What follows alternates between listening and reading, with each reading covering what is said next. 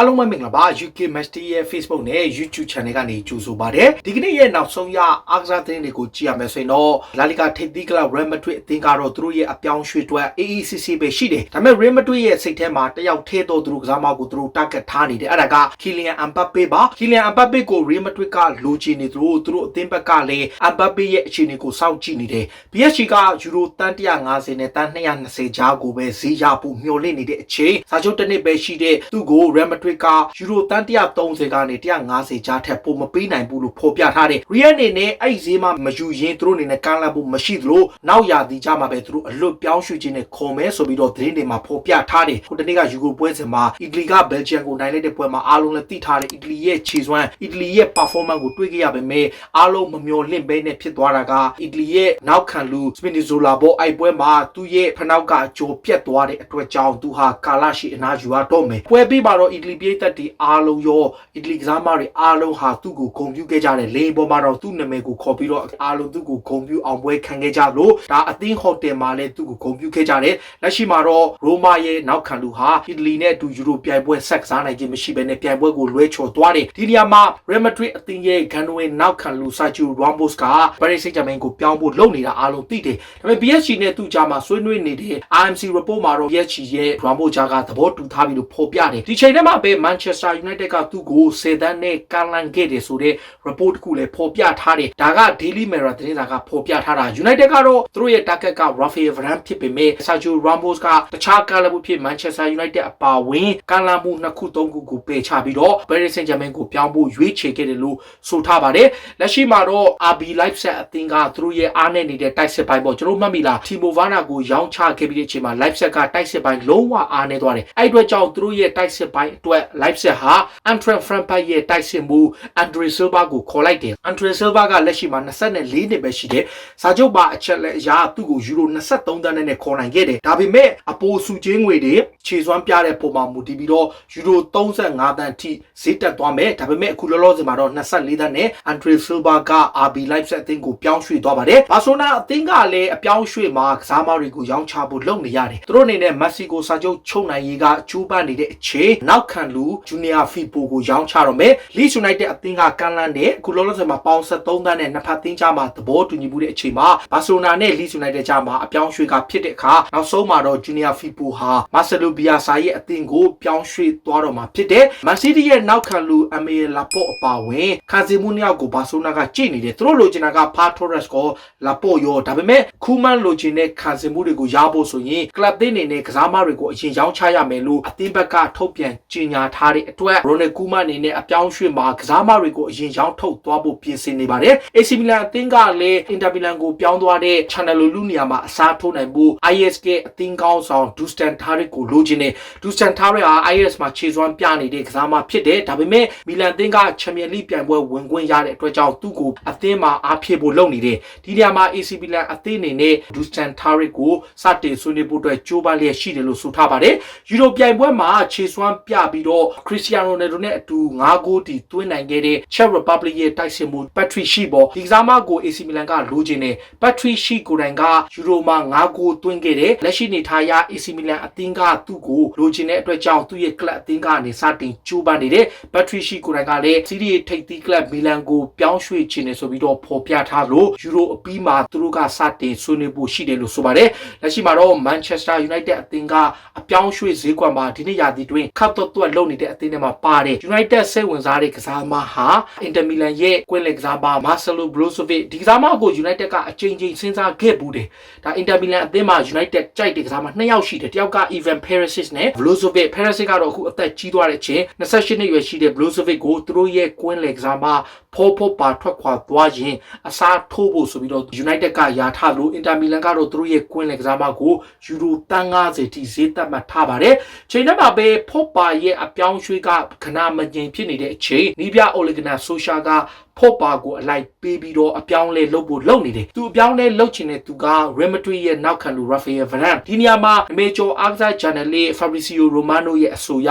United နဲ့ Varane ရဲ့အပြောင်းရွှေ့ဟာ Real Madrid နဲ့ကြားမှာတရားဝင်ကမ်းလှမ်းမှုမရှိသေးဘူး report တွေမှာတော့သဘောတူခံပြီးပြီလို့ဆိုထားပေမဲ့တရားဝင်ကမ်းလှမ်းထားခြင်းမရှိလို့ဖော့ပါကိုအလိုက်ပေးပြီး Varane ကိုရဖို့သာကြိုးပမ်းသွားနိုင်မယ့်အခြေအနေမျိုးရှိတယ်လို့လည်းဆိုထားတယ် တယ် United ဟာအပြောင်းရွှေ့မှာခတ်တွတ်လုံနေတဲ့အချိန်သူတို့ရဲ့ဝါရင်ကွင်းလက်ကစားမ Juan Mata ကိုတစ်နှစ်သက်တမ်းတိုးလိုက်တယ် Mata ဟာလက်ရှိမှာ Manchester United အသင်းမှာ2022ထိဆက်ရှိမယ် United အနေနဲ့အတွေ့အကြုံရှိတဲ့ကစားမကိုခေါ်ယူနိုင်တာထက် Juan Mata လိုကစားမလိုပဲသက်တမ်းတိုးဖို့ဆုံးဖြတ်ခဲ့ပြီးတော့တရားသီဆက်ထားမှာပါ Arsenal အသင်းကလေသူတို့ရဲ့လူငယ်ကစားမလေး William Saliba ကို Olympic ပြိုင်ပွဲဆီလို့ဖို့ညှဉ်းဆန်ပေးချခဲ့တယ်ပြီးတော့ Saliba ကိုပဲပြင်သစ်ကလပ်မာဆေးကိုအငှားချဖို့သဘောတူခဲ့ပါတယ်ဒုတိယရာသီမှာ Arsenal အသင်းကအာထက်တာကိုလည်းအငှားချတယ်အခုတတိယရာသီမြောက်မှာသူ့အနေနဲ့ Arsenal မှာကစားခွင့်မရဘဲနောက်ထပ်တစ်ချိန်အငှားချဖို့ရှိတယ်ဒီနေရာမှာ Arsenal အသင်းက Brighton ရဲ့နောက်ခံလူ Van White ကိုခေါ်တာလည်းအားလုံးသိတယ်အသင်းကတော့ဒါပေါင်တန်း90ထက်ပိုလိုချင်တဲ့ပါတယ်ပြောထားပေမဲ့လေကျွန်တော်တို့သိထားတာက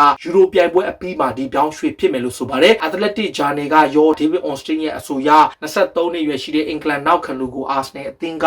ခေါ်ယူဖို့သဘောတူညီမှုရတာမှန်ကန်ကြောင်းနဲ့ယူရိုပြိုင်ပွဲအပြီးမှာဒီပြောင်းရွှေ့ဖြစ်မယ်လို့ဆိုထားတယ် Arsenal နဲ့ကွင်းလက်ကစားမ Granit Xhaka ကိုဆုံးရှုံးမှုကသိကြသလောက်ဖြစ်နေတယ် Roma ကိုရောင်းချဖို့သဘောတူထားတဲ့အချိန်အသင်းရဲ့ခံတွင်တိုက်စစ်မှု Ivan Wright ကတော့ Granit Xhaka ကိုရောင်းချတာဟာ Arsenal အတွက်ကြီးမားတဲ့မှားယွင်းမှုတစ်ရပ်လို့ဆိုထားတယ်ဒါပေမဲ့လေ Granit Xhaka ကိုယ်တိုင်ကလန်ဒန်ကိုဆွန့်ခွာပြီးတော့ Jose Mourinho အောက်မှာကစားခြင်းတဲ့အတွက်ကြောင့်ယူရို19သန်းနဲ့သဘောတူခဲ့တယ်လို့ဖော်ပြထားတဲ့အချိန် Ivan Wright ကတော့ Arsenal ဟာမှားယွင်းစွာရောင်းချခဲ့တယ်လို့သူကဝေဖန်လိုက်တယ် Manchester City အသင်းကလည်းသူတို့ရဲ့အဓိကကွင်းလက်ကစားမ Kevin De Bruyne ရဲ့ဒဏ်ရာပြဿနာကိုရင်ဆိုင်နေရတယ် De Bruyne ကအီတလီနဲ့ကစားခဲ့တဲ့ပွဲမှာလည်းဒဏ်ရာရနေတယ်သူပြသူ့ရဲ့ခြေထောက်မှာဒဏ်ရာရနေတဲ့အချိန်ဒီဒဏ်ရာကိုပေါ်တူဂီနဲ့ပွဲမှာရခဲ့တယ်ဒါပေမဲ့လည်းသူ့နိုင်ငံကအလိုရှိနေတဲ့အတွက်သူဟာအီတလီနဲ့ဒဏ်ရာရလက်နဲ့ဝင်ကစားရင်ကသူ့ဒဏ်ရာကဆိုးဆိုးဝါးဝါဖြစ်လာခဲ့တယ်လို့ Belgian ဆေးဖွဲ့ကတော့ကြေညာထားလို့ Man City ကိုပြန်တဲ့အခါဘလောက်အတိုင်းတာထိနားရမလဲဆိုတော့စောင့်ကြည့်ရမယ် Man City ဟာလက်ရှိမှာ Leeds United ကိုငှားချထားတဲ့လူငယ်ကစားမ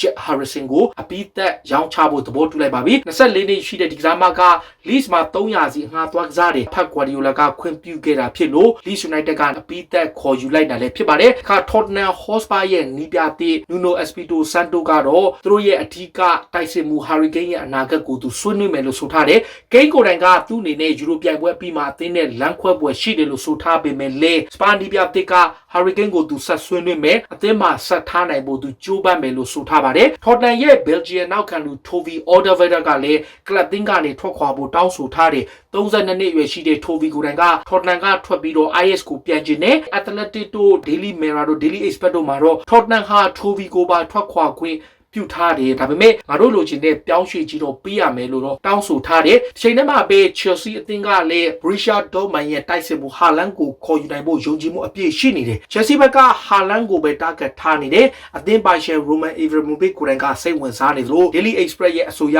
Abramovich က Haaland ဟာသူ့ရဲ့ favorite ကစားမတစ်ယောက်ဖြစ်တဲ့အတွက်ကြောင့် Haaland ကိုအရခေါ်ယူဖို့သူ့အသင်းကတာဝန်ရှိသူတွေအပြင် Marina ကိုပါတိုက်တွန်းထားတယ်ဆိုတော့ Chelsea အနေနဲ့ Haaland ရဲ့အပြောင်းရွှေ့မှာဘယ်လောက်ထိငွေကြေးသုံးရမလဲဆိုတာစောင့်ကြည့်ရမယ်။ Chelsea အနေနဲ့အငှားချထားတဲ့ကစားမတွေကတောင်ပန်ကစားမတစ်ယောက်ဖြစ်ခဲ့လို့ Antonio Conte လက်ထက်မှာအရေးပါခဲ့တဲ့ Victor Moses ကတော့ Spartak Moscow ကိုပြောင်းသွားပြီဖြစ်ပါတယ်။ Spartak Moscow ကိုသူ့အနေနဲ့အငှားသွားကစားရင်းက200တီစာချုပ်နဲ့အပြီးသက်ပြောင်းရွှေ့သွားခဲ့တာဖြစ်ပြီးတော့ Chelsea အနေနဲ့လက်ရှိမှာကစားမတစ်ယောက်ပြီးတစ်ယောက်ကိုစတင်ရောင်းချနေတာပါ။ Chelsea အသင်းကအခုလက်ရှိမှာပြောင်းရွှေ့တွေကိုလုပ်နေတဲ့အချိန်မှာ Chelsea ရဲ့အပြောင်းရွှေ့ကူတူဖြစ်တဲ့ Marina က Marcos Alonso ကိုရောင်းထုတ်ဖို့လုပ်တယ်။ Barcelona ကလည်းစိတ်ဝင်စားတဲ့ City ထိပ်တန်းကလပ်တွေကစိတ်ဝင်စားပေမဲ့ Thomas Tuchel ကဒီပြောင်းရွှေ့ကိုသူကပိတ်ပင်လိုက်တယ်။ Alonso ဟာသူ့ရဲ့အဓိကခံစင်မှုထဲမှာပါတယ်။ Alonso နဲ့ဘန်ချီဝက်ဟာသူ့အတွက်အရေးပါသူဖြစ်လို့ Marcos Alonso ကိုရောင်းချလို့မရဘူးဆိုပြီးတော့ Marina ရဲ့ကြိုးပမ်းမှုကိုသူကပိတ်ပင်လိုက်ပြီးတော့အသင်းမှာဆက်ထားဖို့ဆုံးဖြတ်ခဲ့တယ်လို့ဆိုထားပါတယ်။ Liverpool အသင်းအနေနဲ့လည်းနွေရာသီမှာအပြောင်းရွှေ့ဈေးကွက်တွေဝင်နိုင်ဖို့စီနီယာကစားမ8ယောက်လောက်ထိရောင်းချဖို့ရှိတယ်။ Liverpool ဘက်က Gini Wijnaldum ကိုဆုံးရှုံးထားတဲ့အချိန်အဓိကကစားမတွေတော်တော်များများကိုဆက်ထိန်ထားမယ်ဒါပေမဲ့အသင်းမှာပိုရှန်နေတဲ့ကစားမတွေကMinamino တို့ Shaqiri တို့လိုအပြင်တစ်ဖက်က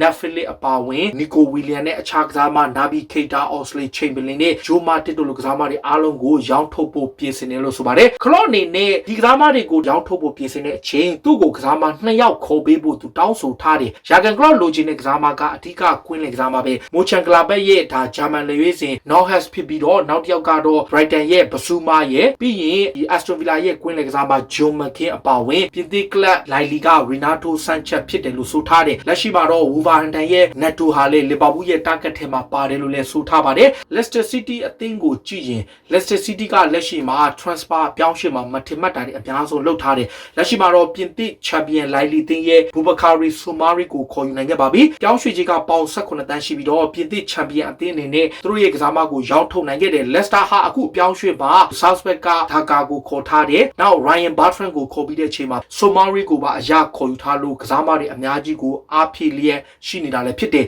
Juventus ဘက်ကအခုလောလောဆယ်မှာ Sassuolo ရဲ့ကစားမတွေဖြစ်ကြတဲ့ Locatelli နဲ့ Berardi တို့နှစ်ယောက်ကိုလိုချင်တယ်ဒီကစားမနှစ်ယောက်ကိုတော့ Sassuolo ကိုယ်တိုင်ကရောင်းထုတ်ဖို့စဉ်းစားထားပေမဲ့လေပြောင်းရွှေ့ခြင်းကိုမြင့်မြင့်မားမားလိုချင်ကြတယ် Locatelli ကိုသူတို့ကယူရိုတန်း40နဲ့ Berardi ကိုယူရိုတန်း50သတ်မှတ်ထားတယ်စီးရီးထိပ်သီးကလပ်ကတော့ဒီကစားမနှစ်ယောက်ကိုလိုချင်နေတဲ့အတွက်အရခေါ်ယူဖို့စတင်ဆွေးနွေးမှုတွေပြုလုပ်တော့မယ်လို့ Italy media တွေမှာဖော်ပြထားတယ်လည်းဖြစ်ပါတယ်ဒါတွေကစိတ်ဝင်စားစရာနောက်ဆုံးရအားကစားသင်းတွေကိုတင်ဆက်ပေးတာပါခုလိုမျိုးစိတ်ဝင်စားစရာအားကစားသင်းတွေကိုနားဆင်ကြတဲ့ကြည့်ရှုတော့ UK Match Day ရဲ့ Facebook နဲ့ YouTube Channel ကို follow လုပ်ကြပါလို့ပြောနေအားလုံးကိုကျေးဇူးတင်ပါတယ်အရေးတော်ပုံ